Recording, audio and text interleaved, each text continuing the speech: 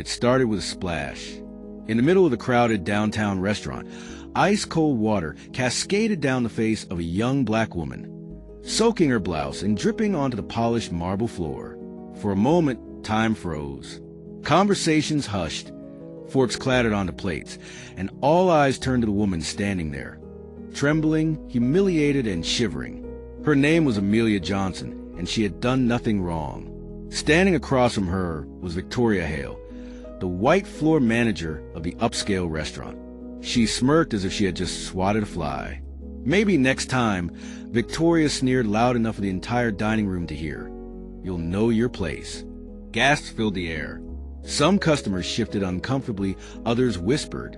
But Amelia didn't respond. She just stood there, clutching her soaked uniform, her lips pressed together in a silent, painful line. What no one knew was that Amelia's life, and Victoria's, was about to change forever, because seated just a few tables away was a man who had been watching the entire scene unfold. A man no one recognized in that moment. Amelia's husband, the CEO of the entire restaurant chain. Amelia had worked at that restaurant for only 3 months. She never told her coworkers much about her life.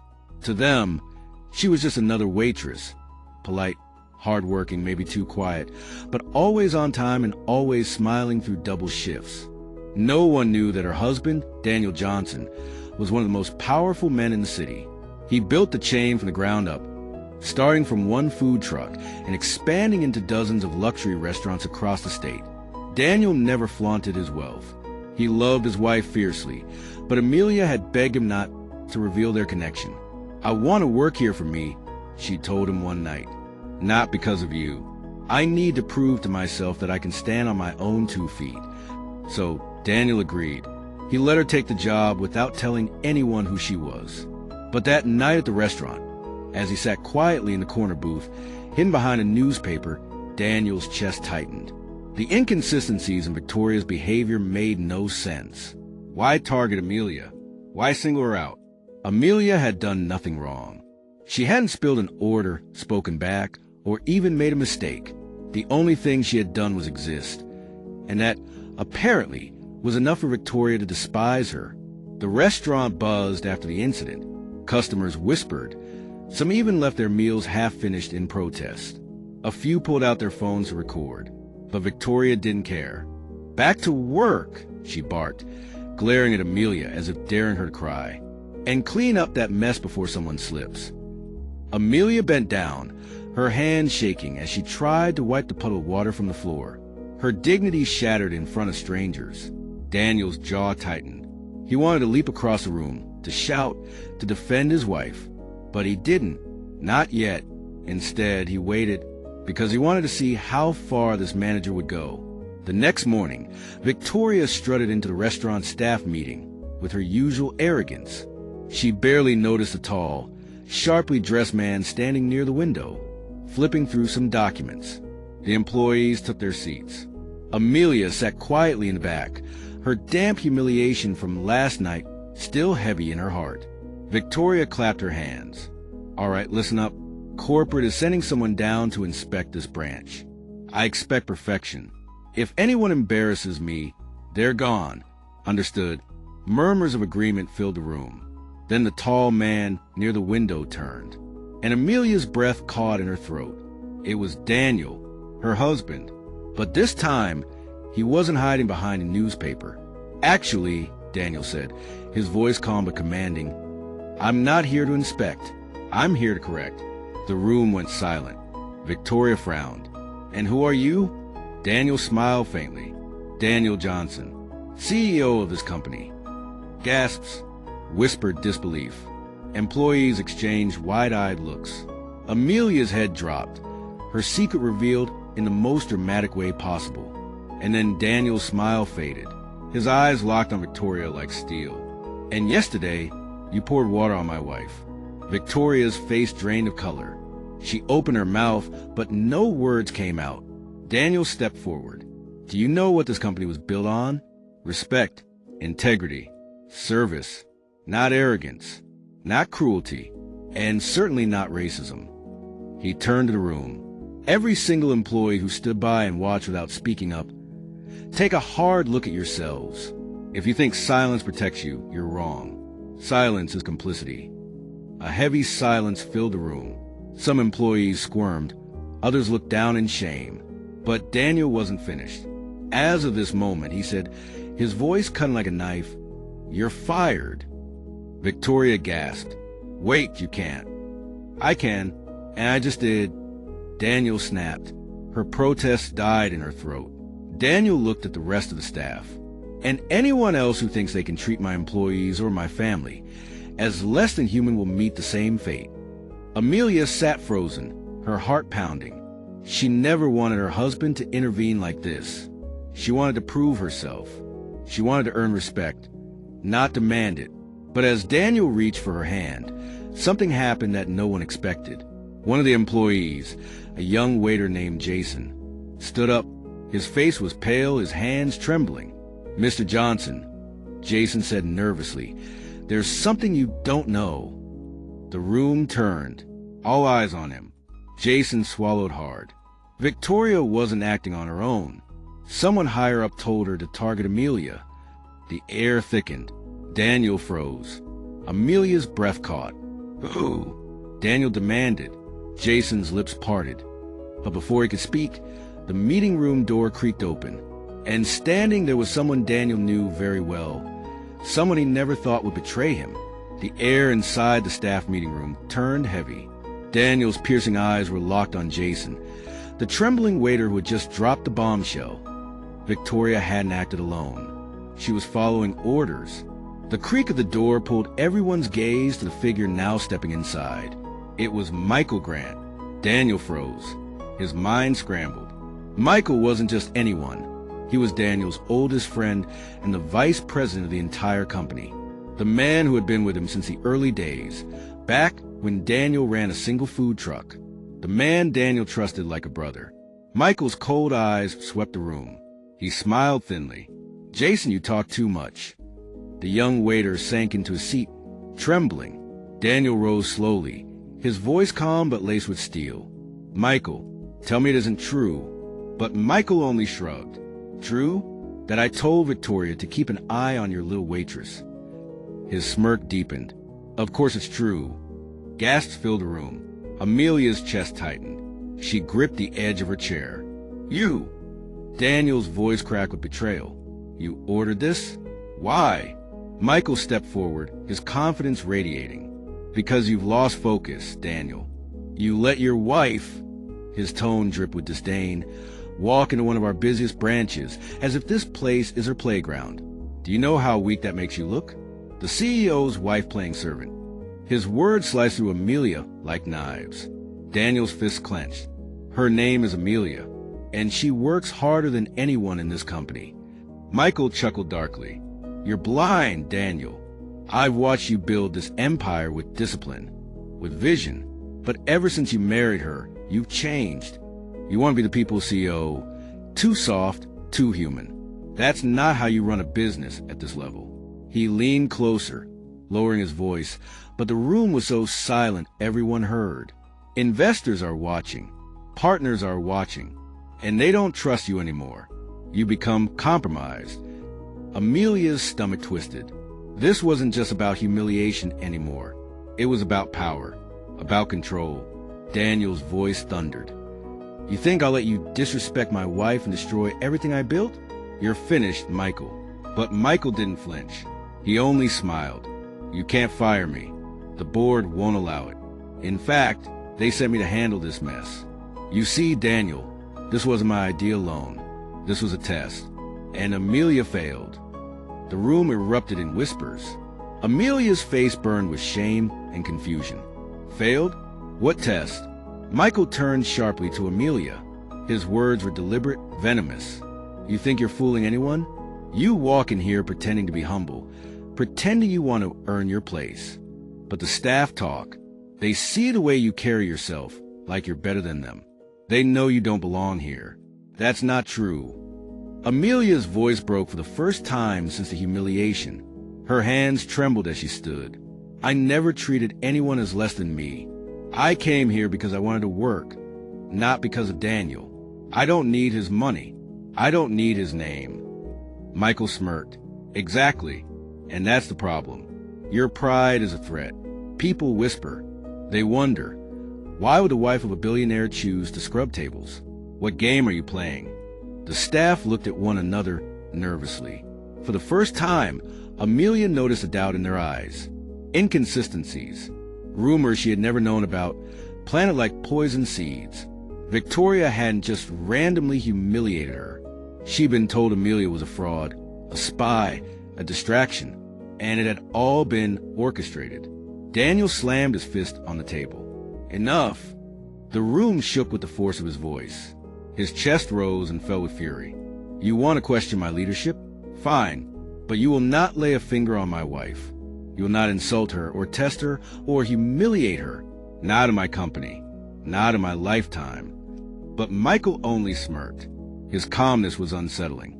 Then maybe it's time, Daniel. Time for the board to decide whether you're fit to continue leading. The words dropped like a bomb. The staff froze. Amelia's eyes widened. Daniel's heart pounded. This wasn't just an insult anymore. This was a coup. Michael's phone buzzed in his pocket. He pulled it out, glanced at the screen, and smiled. Speak of the devil, he muttered. He held up the phone, showing Daniel the caller ID. It read, Board Chairman. Michael answered, his voice dripping with false respect. Yes, sir. We're all here. Yes, he knows now. Of course. We'll proceed as discussed. He ended the call and slipped the phone back into his pocket. Then he turned to Daniel, his smirk growing darker. The board wants an emergency meeting. Tonight, to vote on your removal. Gasps exploded around the room. Amelia grabbed Daniel's hand, her eyes wide with fear. They can't do this, she whispered. But Michael's voice cut through her plea like ice. They can, and they will. By midnight, Daniel, you'll no longer be CEO. The room went silent. The staff shifted nervously, glancing between Daniel, Amelia, and Michael. Daniel's face hardened, his jaw set like stone. He squeezed Amelia's hand and whispered just loud enough for her to hear. Then they've underestimated the wrong man. The boardroom felt like a courtroom, a long mahogany table, dim lights, men and women in sharp suits whispering. The atmosphere was suffocating. Daniel and Amelia walked in hand. He stood tall, masking his rage. She looked fragile but resolute. At the far end sat Chairman Edward Holt, the man Michael had been speaking to. His silver hair glistened under the lights, and his cold gaze tracked Daniel's every step. Michael was already there, seated smugly, sipping water as though nothing was at stake. Victoria sat behind him, her head lowered like a pawn waiting for her king's move. Edward cleared his throat. Mr. Grant, Mr. Harrison, this emergency session has been called to address a serious matter, the leadership of this company. Allegations have been raised that Mr. Harrison has compromised his position and thus the future of this empire by allowing personal affairs to interfere with corporate interests. Whispers spread. Daniel tightened his jaw. He had built this empire with sweat, blood, and vision. And now, men in suits, who had never lifted a plate or spoken to a customer, were judging his right to lead. Michael rose to speak. His voice was smooth, rehearsed, dripping with false concern. Ladies and gentlemen of the board, he began, I've stood beside Daniel since the beginning. I've admired his work ethic, his brilliance. But lately he's changed. His judgment has been clouded. He allows sentimentality to guide decisions. Most concerning, he's blurred the line between family and business. He gestured toward Amelia. Every eye in the room turned to her. She parades in the restaurants, not as a guest, not as staff, but as some symbol. What message does that send? That the company is a playground for the CEO's wife. Amelia's cheeks flushed. She wanted to shout to defend herself, but Daniel squeezed her hand gently, reminding her to stay calm. Michael leaned in, lowering his voice for effect. Just yesterday, she created a disturbance in one of our busiest branches. Customers complained. Staff morale collapsed. Investors will hear of this if we don't act. His words struck like daggers. Murmurs spread again. Heads nodded. Doubt was seeping into the room like poison. Daniel stood slowly, towering with authority. His voice cut through the noise like thunder. Enough. The room fell silent. I built this company from a rusty food truck on a corner street. When investors laughed at me, I kept going. When banks refused me loans, I kept going. When customers spat in my face, I kept going. And when I finally stood on this mountaintop, I made a vow, never forget where I came from. He turned to Amelia, then back to Board. My wife wasn't parading. She was serving. She was humbling herself to understand the lives of those who work for us. She didn't need to. She chose to. That is leadership. That is strength. And if you see it as weakness, then maybe you've forgotten why this company exists. His words echoed. Some board members shifted uncomfortably. Others nodded subtly. But Edward, the chairman, leaned forward unimpressed. Touching. But emotion doesn't secure profits, Mr. Harrison. Results do. And your wife's involvement is a liability. Before Daniel could respond, Amelia suddenly rose. Her voice, though soft, carried an undeniable power. With all due respect, Mr. Chairman, you're wrong. The room froze. This wasn't her battle, but now she had stepped into the fire. Amelia's eyes glistened, but her voice didn't waver. Do you know what I saw yesterday while working? I saw a dishwasher cry because her paycheck couldn't cover her mother's hospital bill. I saw a single mother choosing between feeding herself or feeding her child. And I saw staff so afraid of managers like Victoria, they worked in silence, like machines instead of humans. She turned slowly, meeting every eye in the room. This company is profitable, yes, but it's rotting from the inside. And if you think humiliating me was a test, then maybe I passed it because I saw the truth.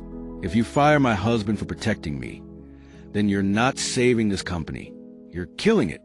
Her words were raw, honest, heavy. A silence followed. Even Edward looked unsettled. Then, suddenly, one of the quieter board members, Mrs. Langford, cleared her throat. She was usually reserved, rarely speaking. But now, she leaned forward. She's right, Mrs. Langford said firmly.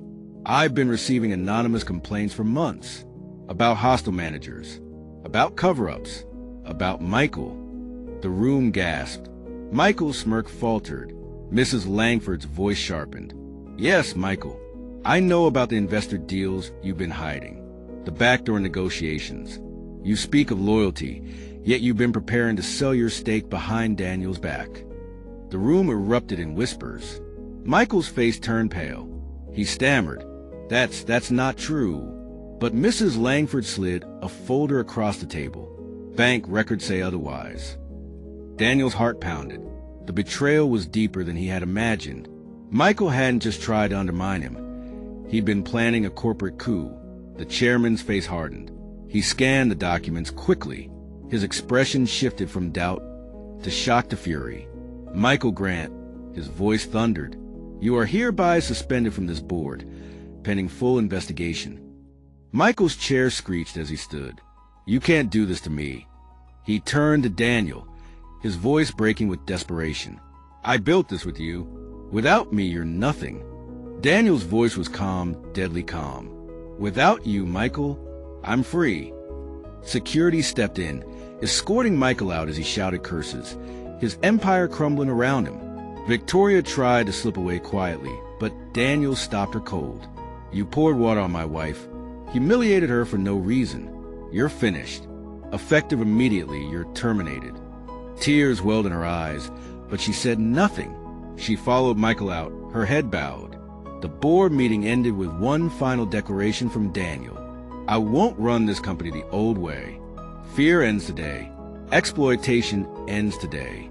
From now on, every worker, dishwasher to manager, matters. And if anyone thinks compassion is weakness, you can leave with Michael. The room was silent. Then slowly, applause began, soft at first, then growing louder. Amelia squeezed his hand, tears slipping down her cheeks. He turned to her, his voice low but firm. They tried to use you to break me. Instead, you gave me strength. She smiled through her tears. They underestimated us both. As they walked out of the boardroom together, hand in hand, the morning sun was rising through the glass windows, painting the sky in gold. What started as humiliation ended as revelation. Amelia had proven her worth not by fighting for power, but by standing in truth. Daniel had defended her not just as his wife, but as his equal, and the company had learned a lesson it would never forget. Real strength is not in power, but in humility. Real leadership is not in fear, but in compassion. And no matter how loud lies may shout, truth always finds its voice. Subscribe for more interesting and powerful stories.